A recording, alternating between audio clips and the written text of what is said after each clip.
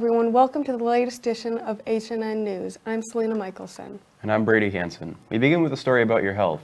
We've had a couple of major health scares in Pillager High School in the last year. The most recent involved high school principal Jason Savage. Wyatt Shingledecker has the story. Everyone has days when they just feel a little sick, but high school principal Jason Savage recently found out how important it is to not ignore those feelings. I was having like ongoing jaw pain, so up in here. It wasn't anything awful, but it was something that would kind of come on and didn't really feel like a tooth infection or anything like that, and it kind of would resonate on both sides. Ended up going to urgent care, and doctor really, he just said, hey, let's cross it off. Let's find out if something's going on with your heart. And I think the weirdest thing of all was when I sat in that room and all of a sudden I hear, hey, we're having it's a code whatever for cardiac team, code whatever cardiac team. So they're calling all the cardiac team over the intercom, and room 6008. And I realized, wait, hey, 6008 is me. Since then, it's gotten a lot better. I think it'll get a lot better once I get used to the myriad, the cocktail of meds that I have to take now for it. But it's all good. I'm happy it was caught. I'm really happy I went in and listened to myself. And we kind of pushed through, because, I mean, to be honest with you, when I went to the urgent care, if I would have said, nah, I'm just going to go home, they would have let me. I would have just gone home. But to kind of continue to cross things off and move forward was probably one of the very few smart moves I've made along the way. Mr. Savage is doing much better now and hopes his experience can help others. Make sure you listen to your body. Listen, when something's wrong. This isn't right. So chase that down the road, but for sure. So that's, I think, my biggest takeaway from it is, one, take better care of yourself, eat a little better, do those things. But for sure, once your body starts telling you something's wrong, continue on that investigation. And don't ignore your family history. I do have a family history on one side of my family. I always thought, well, I probably got the other side with heart disease. So know your family history, eat well, take care of yourself. It does matter. It does pay off. Mr. Savage has taught a lot of lessons during his career, but it just might be that this one is the most valuable. I'm Wyatt Shingledecker for HNN. Thank you, Wyatt. And I can speak for our entire Pillager family when I say we're very happy to see Mr. Savage feeling better. Graduation day is just around the corner, and the senior class is preparing for their next adventure in life. But for one senior, the adventure of a lifetime is coming to an end. Mason McBroom has that story. You may have noticed a new face around the school this year. We welcomed Rachele Francioli, an Italian transfer student, into our senior class, and she made an incredibly bright impact. So many good moments with so many different people. I love my first super happy moment, the best one. It was at homecoming. Okay, are we ready? Rocky has had to make a lot of adjustments since she's transferred here, one of the biggest being food. So I did not try the pineapple on pizza. I don't think I would like to try it, no. But otherwise, I think the tater taha dish or something like this. Yeah, it just feels strange. Oh yeah, I'm sure. Bad texture. Yeah. It's too fucking mushy. Yeah. I have to say, for the first days, obviously, constantly, talking in English, day and night, and everything was really exhausting. But yeah, otherwise of that, I would not say making friends, because everybody was so open and it was beautiful, yeah. Mm-hmm. No doubt, Pillager has had an effect on Rocky, but Rocky has also had a major effect on us.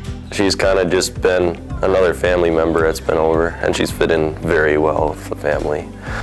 It's been nothing but good times so far, and we've taken her up to Lake of the Woods and stuff to go fishing. yeah, we had a good time there. Rocky really pulled me out of my shell this year. Before, the school year, I was really struggling with my grades. I was really struggling with coming to school. And she really turned that around for me. And I became more involved in school activities like the Pro Start team. And I want to be here. She's such an amazing, she's a sweet, kind person. She has such a sweet little soul. It has been so awesome having Rocky in class. I think it's impactful for students to be able to be exposed to people from other cultures. I think probably one of my best memories of her was just seeing her at Grand March, because they don't have prom in Italy, so it was super exciting to see her excited to go and excited about the whole process. She's awesome to have in class. She is a positive person, and I feel like she's always running somewhere. I like everything, like the school and the friends and literally everything, like the family and all the fun activities like snowmobiling or going everything, literally everything. After graduating with our senior class in May, Rocky will be heading back to Italy. She will be taking a piece of Pillager back with her. I'm Mason McBroom for HNN. Thank you, Mason. We are going to miss Rocky, and we are very lucky she chose Pillager for her foreign exchange adventure. In recent years, Pillager High School has put an emphasis on classes in the trades. One of the most popular is agriculture, and specifically greenhouse class. Solomon Eppel decided to find out why. I am Audrey Schlepper. I am the agricultural education teacher here at Pillager Schools. I teach in high school. I teach everything from food chemistry to greenhouse management. So that's a class we have every spring. The students in that class are in charge of getting all the plants ready for the annual Arbor Day plant sale. They do a lot of work with seeding a lot of our plants, especially the tomatoes, the peppers, the herbs. We also bring in some started plants that they transplant into hanging baskets and single pots so that the community has a lot of good selection for plants come Arbor Day. Well, I am a plant nerd, so taking care of the plants itself is always really fun. But it's also really fun to see how the students really seem to enjoy working with the plants. There's usually always a group of kids in there that don't know a lot about plants, but the more they learn, the more they find it very enjoyable. It's also fun to see how proud they are of the plant sale at the end, because every year it always feels like we're not going to make it, we're not going to make it, we're not going to make it, but they come together and really make it happen, and it's always great to see. So the way that class is run, there are a lot of opportunities for students to gain skills that they could then use in nurseries or landscape businesses, a lot of plant care stuff, as well as general workplace behaviors like showing up on time, being responsible, working well with others. And this year's group has done a really, really good job of working well with each other to make sure everyone's on task, but doing so in a very respectful manner.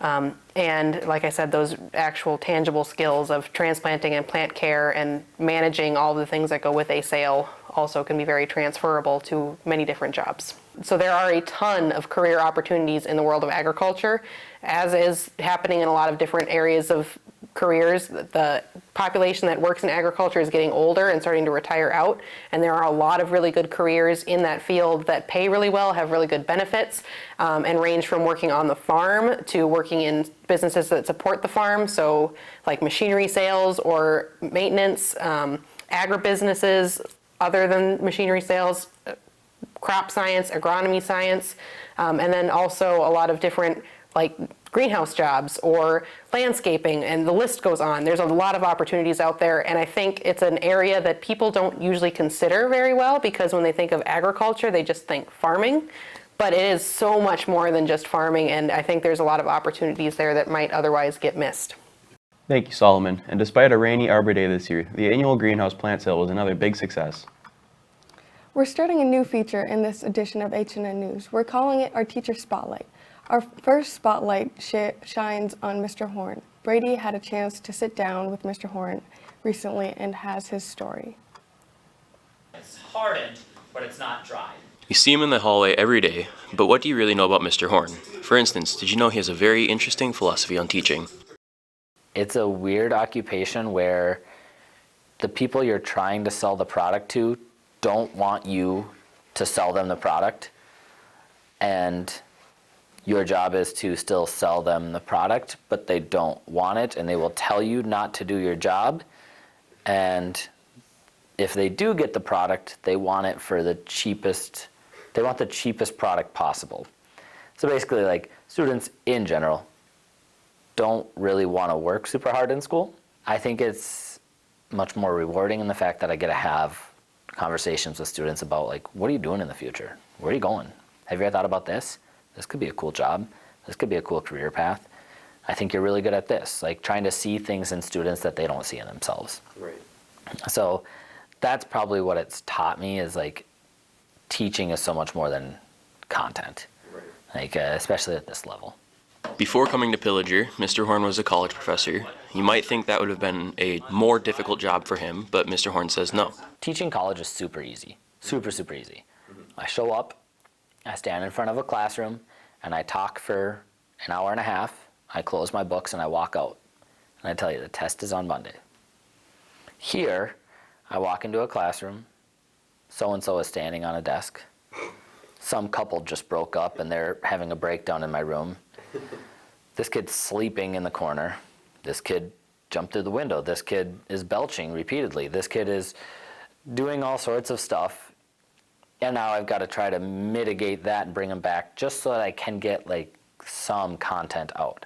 So teaching high school is much, much more difficult. Right. Much more exhausting.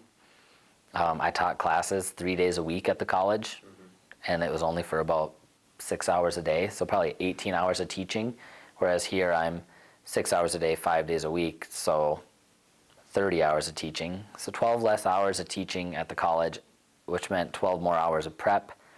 And again, like, if you failed the class, who cares? Pay again, try again. But even with all of its challenges, Mr. Horn says there's nothing he'd rather do. It's really fun. It's rewarding, it's exhausting. There's so much stimuli throughout the day of just crazy stuff happening that by the end of the day I'm pretty exhausted. I think that I've developed through experiences the ability to make connections with students and make connections with students that some teachers can't. Right. And I don't know why that is. Why some students will come and talk to me over another teacher, and I guess the answer to why doesn't really matter. It's given me new insights about appreciation for teachers. I try to give some grace to freshmen when they're being super annoying, because I too was an annoying freshman at one point that was told by teachers, you need to stop talking, you need to sit in your chair, quit making weird noises in the class. But I got really good grades, so I'd be like, whatever, I'm gonna keep doing this because I'm getting an A in here, I don't care. So more appreciation towards, like, that aspect too. I'm Brady Hansen for HNN. Nice work, Brady. We're lucky to have so many great teachers here in Pillager. Thanks, Selena. It was fun to learn more about Mr. Horn, but by the way, I've got a quick question for you. Is your car locked right now? As a matter of fact, it is. Why do you ask? Well, even though property theft in the Pillager parking lot isn't a big problem right now, we were curious how many people actually lock up their vehicles during the day. So we sent out Brooke Gohl and Braden Barrett to find out. What are your thoughts on car theft throughout Pillager? Car theft or items being stolen in cars? Both. Well, start with locking your car and keep your keys in your pocket. Here at Pillager Schools, the administration recommends you lock your car. Let's see how many people really do. This is DJ Reynolds. Really, DJ? Miss Prax. Oh. Caitlin Swenson. Oh, yeah, she's locked. Derek Hoagland. Unlocked. Drew Hutch. Locked. Tate and Raridan. Locked. Kobe Schultz. Unlocked. That's so sad. He saw us doing this.